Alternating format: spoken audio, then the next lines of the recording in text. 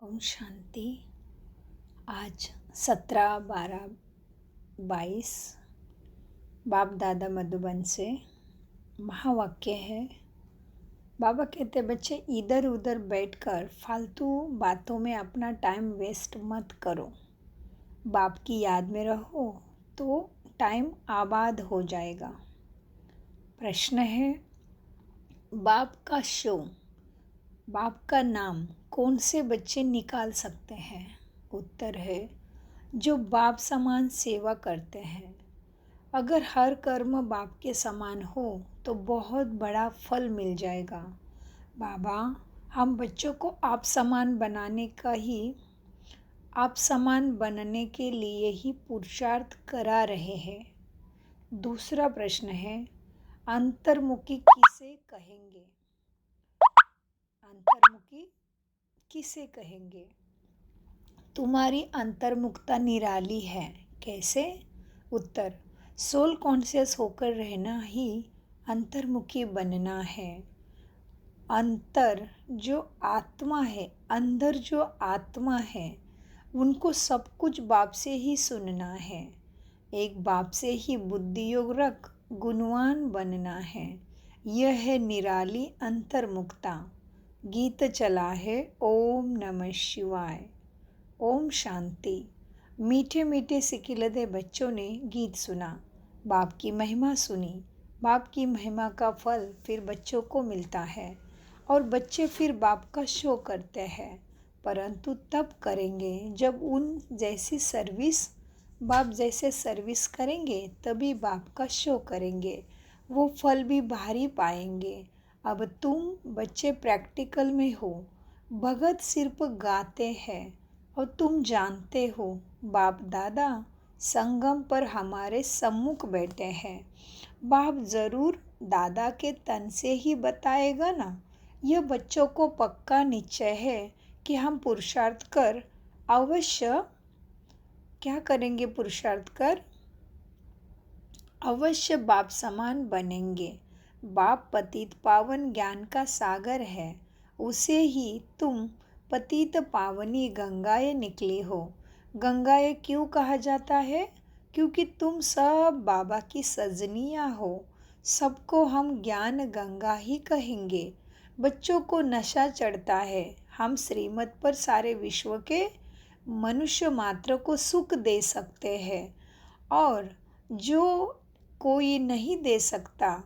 अब बाप आया है तो सबको सद्गति देने और दिलाते भी है बच्चों द्वारा, क्योंकि करण करावन हार है ना।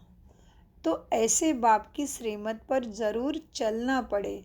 बाप कहते हैं जो करेगा और जितनी सर्विस करेगा वही 21 जन्मों के लिए उच्च प्रारब्ध पाएगा, परंतु तकदीर में नहीं है तो कुछ करते भी नहीं है तो बहुत सहज।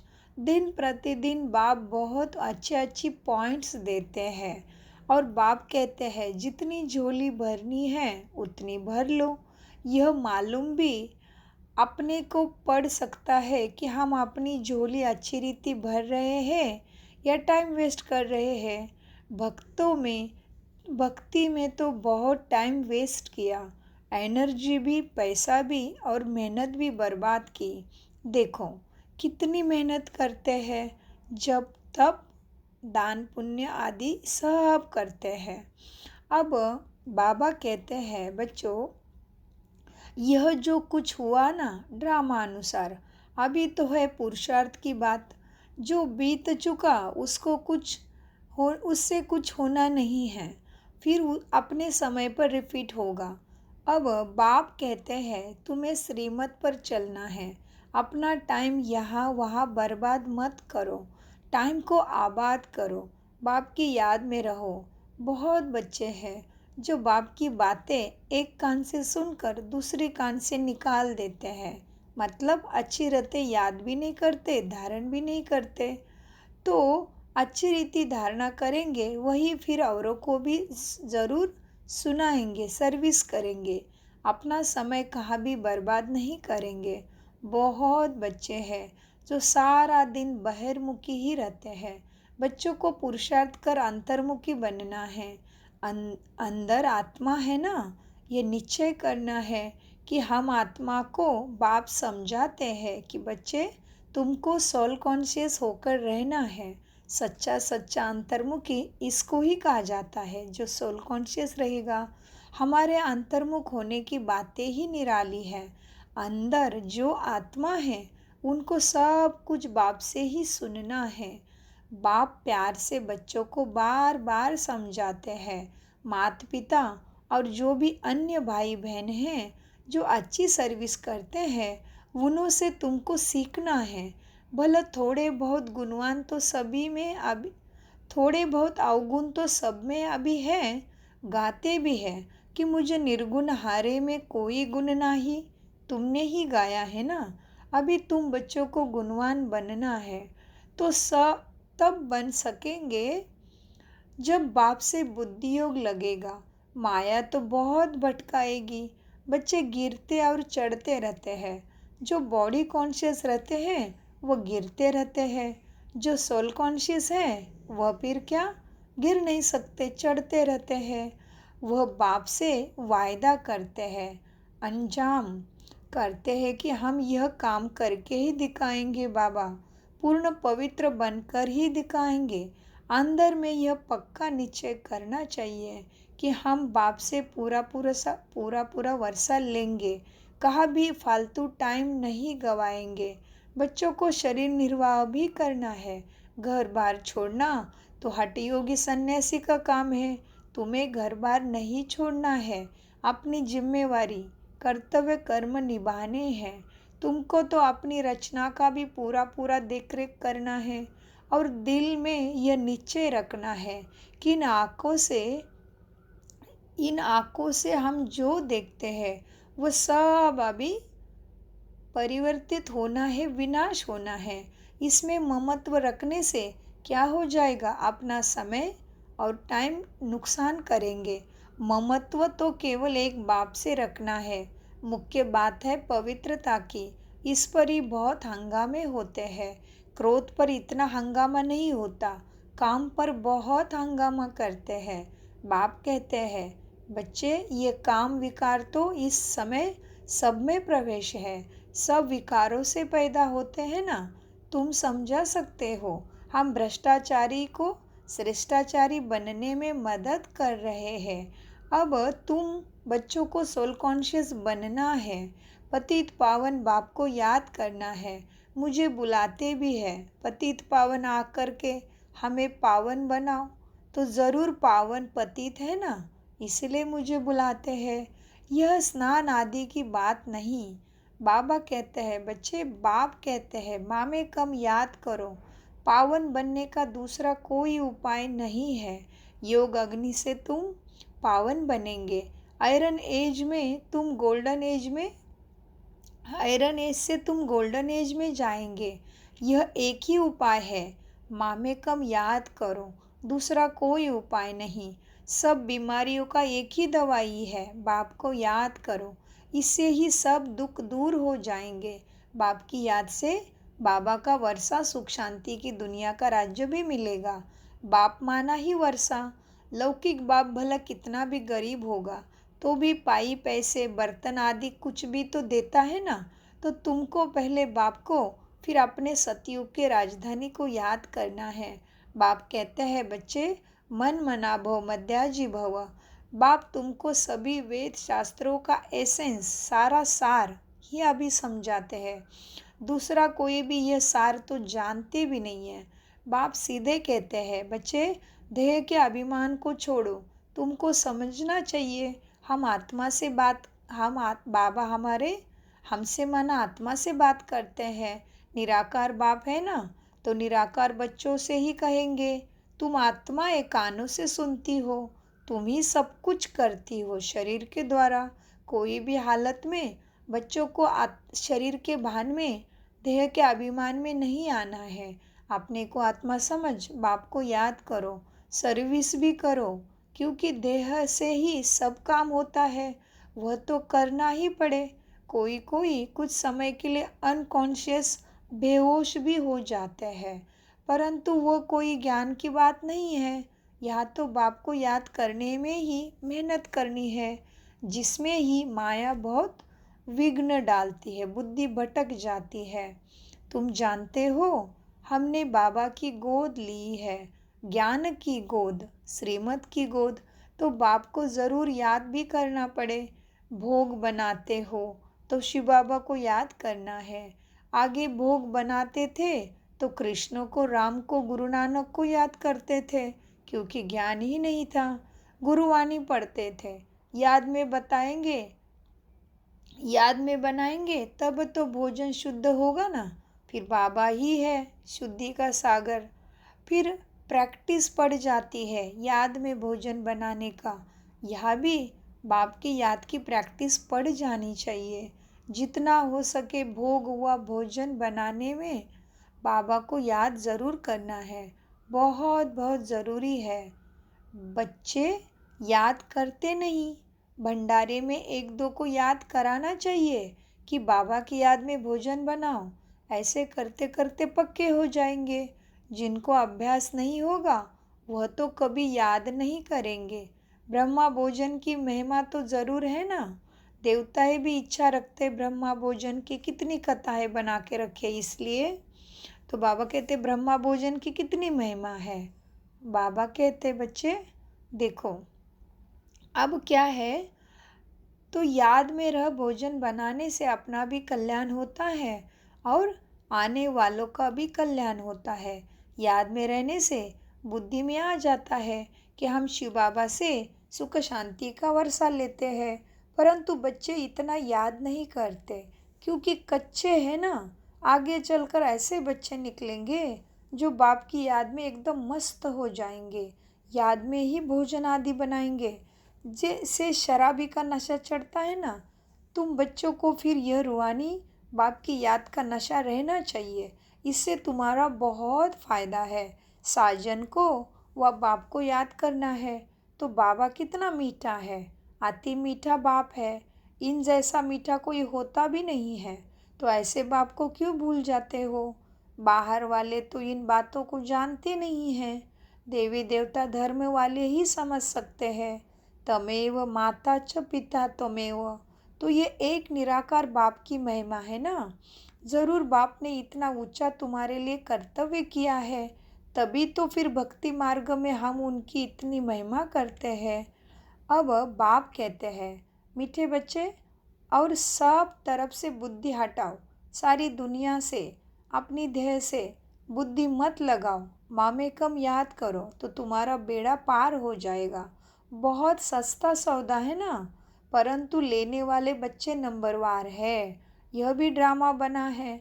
बाबा कितनी अच्छी रीति समझाते हैं, सुनते भी है। कोई तो बहुत अच्छी रीति धारण भी करते हैं, कोई तो जैसे समझो एक कान से सुना दूसरे से निकाल दिया, भूल जाते हैं। कोई तो बहुत अच्छी रीति रिपीट भी करेंगे। तो बाबा ने समझाया है वह प्रैक्टिकल में करेंगे। सवेरे उठकर तुम बाबा की याद में भोजन बनाएंगे ना, तो भोजन में ताकत रहेगी। इतना तुम बच्चों को नशा रहना चाहिए। सारे मनुष्य कुल का उद्धार करना है, मनुष्य कुल की ही बात है ना। ऐसे नहीं कि जानवर आदि का उद्धार करेंगे, उनका तो ड्रामा में पार्ट ही ऐसा है। वो तो अपने आप ही सबका कल्याण होता है, तुम्हें तो मनुष्य कुल का उद्धार करना है। वहाँ पंछी जानवर आदि सब सतयुग में रॉयल होते हैं। जैसा मनुष्य वैसे उनकी सामग्री बनती है। गरीब की सामग्री क्या होगी, साहूकार की सामग्री कितनी रॉयल होगी। अभी तो सब गरीब बन गए हैं। तुम बच्चे जानते हो ना, बाबा हमको बहुत ऊंचा कमाई अभी कराता है। फिर जितना जो पढ़ेगा वो तो पाएगा। पढ़ाई तो एक ही है, पद तो हर एक नंबरवार पाते हैं। कोई राजा रानी, प्रजा, साहूकार, नौकर चाकर बनेंगे। गरीब के भी नौकर चाकर सब होते हैं। बुद्धि में है कि हम अपनी राजधानी योग बल से स्थापन कर रहे हैं। होशियार आदि की होशियारों आदि की बात नहीं है, यह है अभी की बात। बाबा कहते हैं बच्चों, अभी वहाँ पे कोई हथियार आदि की बात नहीं है। ये राजधानी स्थापन करने के लिए हथियार की बात नहीं है। बाबा कहते हथियारों की बात नहीं है। कोई युद्ध की बात नहीं है, यह है योग बल की बात है। बुद्धि में ही हम अपनी राजधानी योग बल से स्थापन करते हैं, ये समझना है।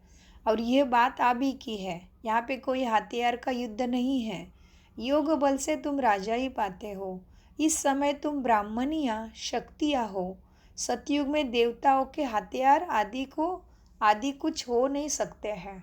यह तो अभी की बातें हैं। ज्ञान तलवार, ज्ञान खंडंग, फिर वह सब स्थूल रूप में ले गए हैं। ये सब ज्ञान की सूक्ष्म बातें हैं, गुप्त बातें हैं। अब तुम्हारी सूरत और सीरत दोनों बदलती है। काले से गोरे बनते हो, आत्मा में सर्वगुण संपन्न 16 कला संपूर्ण बनते हो। जितना जो पुरुषार्थ करेंगे उसमें से झूठ तो चल न अभी इसमें झूठ तो चल न सके। अगर अंदर कुछ काला भरा हुआ होगा तो बाहर भी काला ही दिखाई पड़ेगा। बाबा कहते हैं, बच्चे तुम ऐसे मीठा बन जाओ जो सब समझते हैं, तो इनको बनाने वाला कौन है। बाबा कहते हैं, बच्चे तुम ऐसे मीठा बनो जो सब समझे, तो इनको बनाने वाला कौन है। तुम्हारी बुद्धि में सारे सृष्टि के आदि मध्य अंत की नॉलेज है। इस चक्र को जानने से ही तुम चक्रवर्ती राजा बनेंगे। बोर्ड लगा दो कि रचता है बाप, वो सारी नॉलेज देते हैं।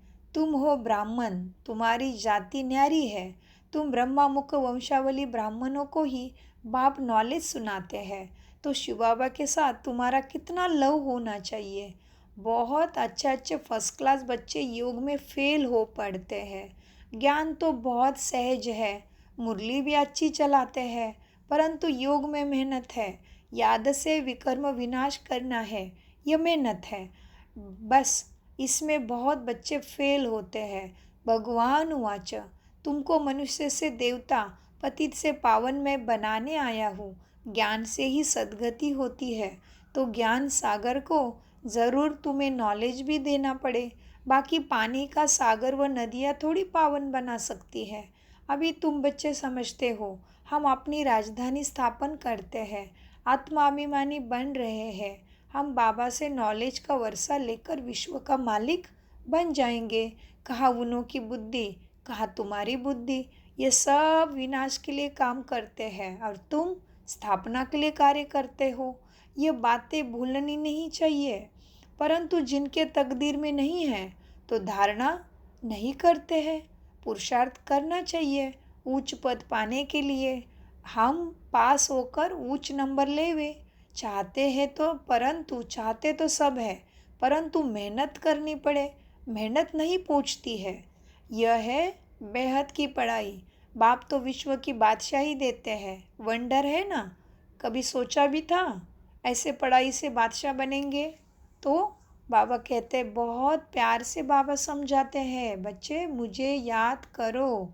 हड्डी याद करना है, हड्डी माना हर श्वास में। बाप फिर से आया हुआ है। हम ज़रूर बाप की मत पर चलकर पूरा वर्षा लेंगे। बाबा हम आपको जान गए हैं। देखो बाबा से कैसे बातें करने बाबा सिखा रहे हैं। बाबा से कहना है, बाबा मीठे प्यारे ज्ञान के सागर बाबा, हम आपको जान गए हैं। बाबा को देखा भी नहीं है, घर बैठे भी टचिंग हो जाता है। कोई को थोड़ा सुनने से तो इतना नशा चढ़ जाता है, तकदीर भी साथ देती है। फिर क्या होता है, कोई फिर संग दोष में आके इतनी अच्छी सदगति की पढ़ाई छोड़ देते हैं। फिर क्या हुआ, रावण मत में चलते हैं। रावण मत वाले अलग है, ईश्वरी मत वाले तुम ओम मंडली अलग है। तुम बच्चे जानते हो कैसे राजा स्थापन हो रही है, योग बल से। बाहुबल तो अनेक प्रकार का है, योग बल तो एक ही प्रकार का है। बाप को याद करो, श्रीमत पर चलो। अच्छा, मीठे मीठे सिखी लदे बच्चों प्रति माता पिता बाप दादा का याद प्यार और गुड मॉर्निंग। रूहानी बाप की रूहानी बच्चों को नमस्ते। हम रूहानी बच्चों की रूहानी बाप दादा को याद प्यार गुड मॉर्निंग, नमस्ते प्यारे बाबा, नमस्ते। धारणा के लिए मुख्य सार, अंतर्मुखी बन, एक बाप से ही सुनना है। एक बाप के साथ बुद्धि योग रख, गुणवान बनना है। बाहर मुक्ता में नहीं आना है। रूहानी बाप की याद के नशे में रह। भोजन बनाना और खाना है और पक्का योगी भी बनना है। वरदान। वरदाता बाप ने मेरे सिर पे हाथ रख दिया, देखिए। फिर बाबा ने अपनी दृष्टि द्वारा भरपूर मुझे शक्ति दी। किरणें आ रही है, देखो वरदानों की। वरदान। स्वराज्य की स्मृति द्वारा तूफानों को तोहफा बनाने वाले अखंड सुख शांति संपन्न भव। वरदान का विश्लेषण है। अखंड सुख शांति में संपन्न जीवन का अनुभव करने के लिए स्वराज्य अधिकारी बनो। स्वराज्य अधिकार के लिए तूफान अनुभवी बनाने वाले उड़ती कला का तोहफा बन जाते हैं। उन्हें साधन, सॉल्वेशन व प्रशंसा के आधार पर सुख की अनुभूति नहीं होती है, लेकिन परमात्मा प्राप्ति के आधार पर अखंड सुख शांति का अनुभव करते हैं। किसी भी प्रकार की अशांत करने वाली परिस्थितियाँ उनकी अखंड शांति को खंडित नहीं कर सकते। वही है, क्या है? स्वराज्य के स्मृति द्वारा तूफानों को तोहफा बनाने वाले अखंड सुख शांति संपन्न भव। स्लोगन। सदा भरपूरता का अनुभव करना है तो दुआएं दो और दुआएं लो। ओम शांति। मीठे प्यारे बाप दादा का अनगिनत पदम गुना शुक्रिया। शुक्रिया फरिश्तों।